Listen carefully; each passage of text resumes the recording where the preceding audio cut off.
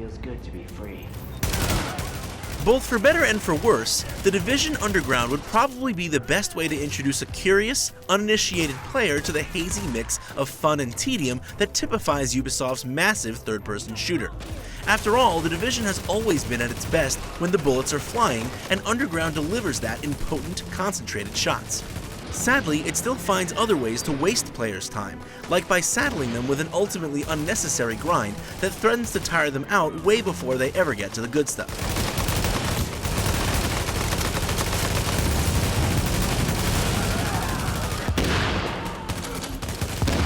The Division Underground makes it simple to either set up a solo jaunt into the New York City subway system, or matchmake to find an existing one to join. From there, you're dumped right into a mission that's cobbled together from randomly chosen rooms, enemies, and objectives. There's no stumbling about wide open spaces in search of purpose here. Underground essentially allows you to mainline combat with very little filler or interruption. The thing is, Underground doesn't really do much to spice that combat up. There's these neat jamming beacons that prevent ability usage until you destroy them, and an occasional alarm to take out to keep reinforcements from pouring in, but that's it as far as new wrinkles go. No new enemy types, no unique objectives to complete, just the same room clearing you've likely already done for hours upon hours. That Underground leans so heavily on combat without doing much of anything to make it feel new is its central problem. It's far from its only one though.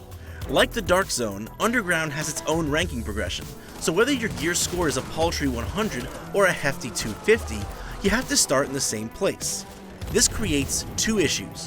One is that as a low-level character, I got matched with lots of teammates who were way over-leveled for the content, which meant I either got kicked out of the team despite being properly geared, or my overpowered cohorts would rip through enemies before I could even get a look at them, essentially trivializing the content for me. The other issue is that if you happen to be one of those well-geared agents, you're stuck grinding out missions that offer you little in the ways of either challenge or reward until you reach a high enough rank to attempt longer, higher-level operations. What's more, these extended missions are nothing but a series of single missions tacked onto one another with spongier enemies to shoot at. Grinding through countless trivial battles for such a paltry payoff leaves Underground feeling empty and ultimately pointless. For more on The Division, stay tuned to IGN.